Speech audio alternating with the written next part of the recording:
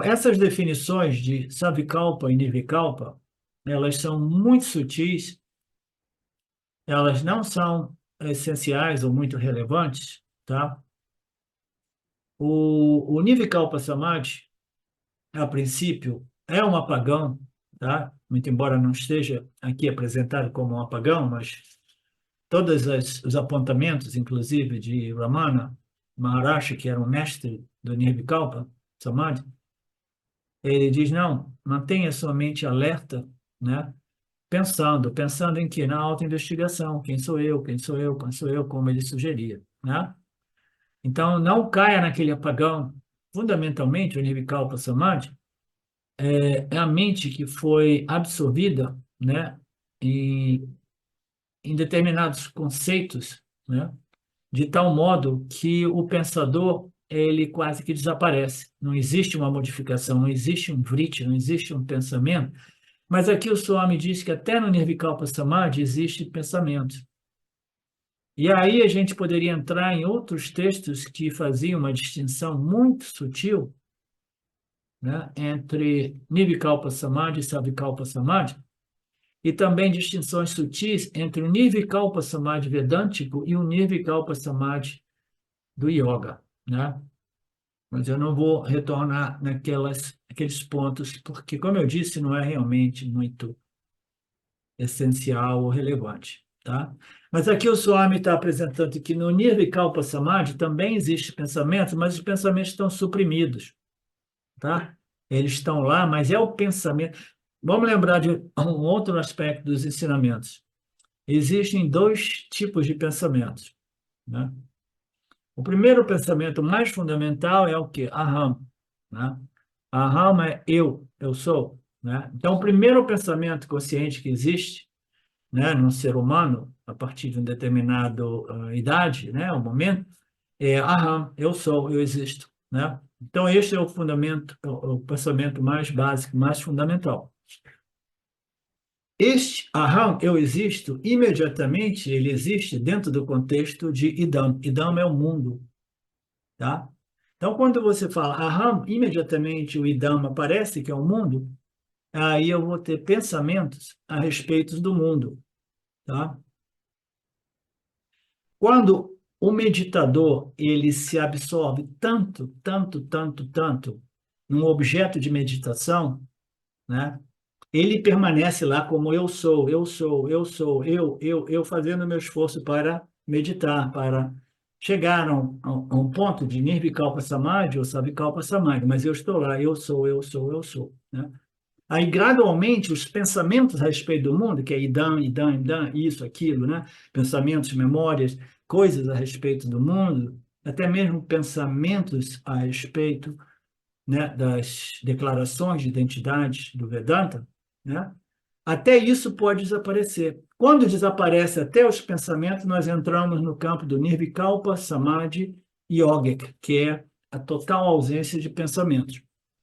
E quando a total ausência de pensamentos ocorre e o aham permanece, tecnicamente é dito Savikalpa Samadhi.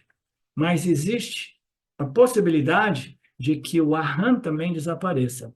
Então, os pensamentos a respeito do mundo desaparecem e o pensamento eu sou desaparece também. Então, isso é o apagão referido como Nirvikalpa Samadhi, por aqueles que não somente compreendem isso do ponto de vista filosófico e intelectual, que é o meu caso, eu não compreendo, eu não tenho experiência intelectual para essa mãe, mas, né, aqueles que viveram isso como o Ramana Maharshi, tá? E ele dizia categoricamente, evite Nirvikalpa Samadhi, tá? Então, Nirvikalpa Samadhi, ele está dizendo aqui, o pensamento eu sou, tal qual durante o envolvimento do espectador assistindo um filme de Jurassic Park, que ele se torna, né? Ele se torna parte do setup, parte da configuração do filme, né? Ele está lá dentro do parque, né? Então, quando isso ocorre, né? O indivíduo ele se perdeu, ele esqueceu, se absorveu no seu objeto de observação ou de concentração, né? ou de meditação, né? Então ele se perdeu, o aham foi perdido, né? E ele se tornou um aham, sim, mas dentro do contexto, dentro da configuração. Então, quando os pensamentos em geral desaparecem, né? Ainda assim pode permanecer o aham, mas o aham também pode desaparecer e é isso que caracteriza tecnicamente o Nirvikalpa Samadhi, ok? Mas o Swami aqui vai explicar que por causa dessa absorção possível você não percebe mais nem eu, nem os objetos, meu objeto, tudo desaparece, né? Embora o samadhi não haja uma cognição subjetiva da função mental, tendo o ser como objeto, sua existência continuada neste estado é inferida a partir da lembrança após sair do samadhi. Então, aqui ele vai explicar um outro ponto. Isso aqui foi visto no Panchadasi. No samadhi, no qual o Arman desaparece, né? E o meu objeto de meditação desaparece, né? Esse é o samadhi, o nirvikalpa samadhi, que ocorre principalmente no mundo do yoga, né? Porque no mundo do Vedanta, muito embora alguns vedantinos tenham esta vasana pelo apagão, entendeu? Mas não é o objetivo, porque o objetivo do Vedantino é Sahaja Samadhi, uma mente bem resolvida, jamais esquecendo eu sou Sati, o mundo é Mitya, mas sem perder a sua senciência, né? A sua capacidade intelectual no estado de vigília, né? Alerta, clara. Então, embora neste nível Kalpa Samadhi não haja uma cognição subjetiva da função mental, você não está observando a sua atividade mental, você não está observando nenhum pensamento, aham, observando um objeto. O objeto deve ser um símbolo do Senhor, né? O ser como objetivo, né? Brahman como objetivo. Você não está vendo nem mais pensamentos em torno a Brahman, nem o pensamento em respeito de eu, meditador. Então, isso é quando essa divisão meditador-meditado, né, ela deixa de existir, né? Então, quando existe isso, né, a gente diz, então, a mente foi destruída, não existe nenhum pensamento. E o Swami está vindo aqui para dizer, não, existe um pensamento, existe um aham, né, que é um aham extremamente sutil, né? E é este aham que permite ao aham do estado de vigília inferir e lembrar da experiência de samadhi, tá? Muito semelhante ao estado de sono profundo, que existe um aham muito intangível, muito sutil, muito insubstancial, né, se podemos dizer assim, se eu posso dizer, que nos permite, em retrospectiva, dizer, eu tive uma noite maravilhosa de sono, né? Então, ele está dizendo que até mesmo no Samadhi existe um vritti, existe um pensamento, ok?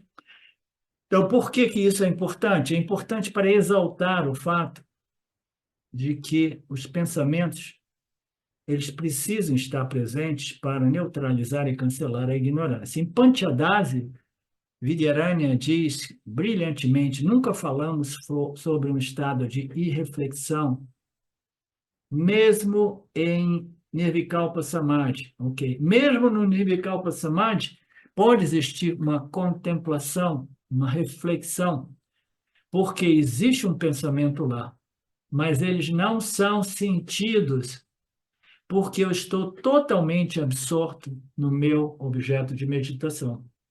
Tá? Este Nirvikalpa Samadhi é a consequência final dos 8 passos ou degraus sugeridos por Patanjali, né?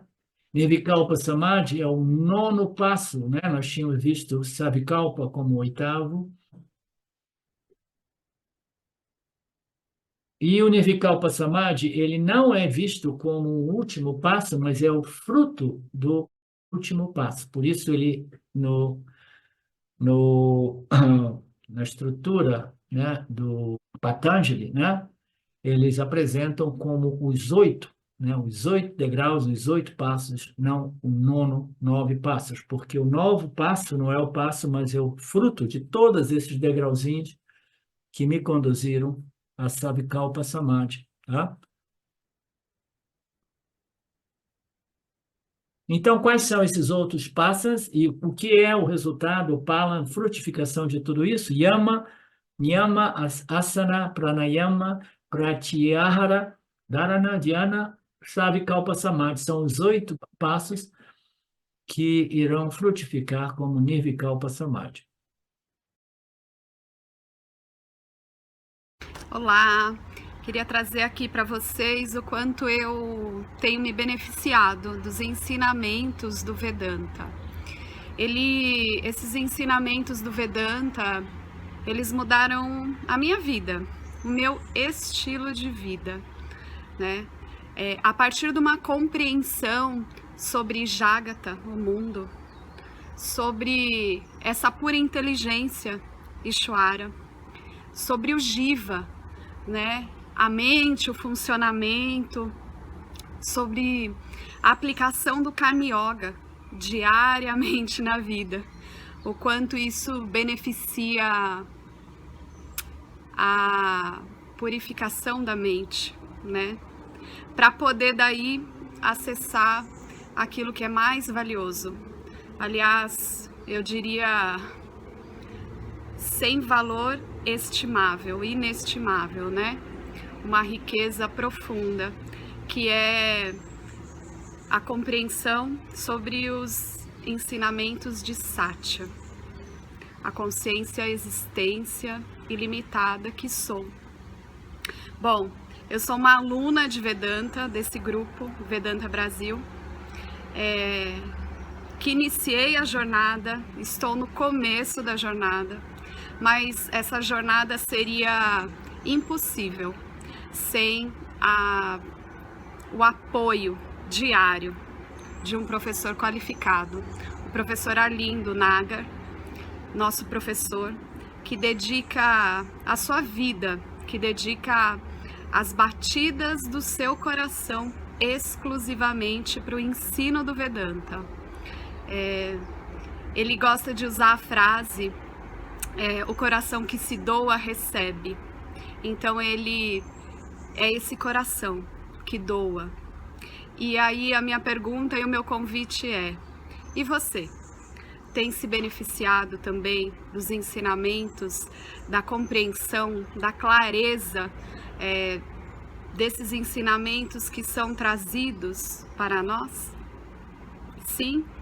Se sim, o coração que doa recebe. Então o convite é: se você se beneficia, você pode também fazer uma doação. Essa doação, ela é necessária, apropriada, para a manutenção, né, desse ensinamento vivo diariamente para nós. E é um convite para que a gente possa nutrir esse grupo com o dar e o receber. E se você se beneficia, tenho certeza, qualquer valor mensal é suficiente. É o valor que o seu coração sentir, mas é um valor apropriado.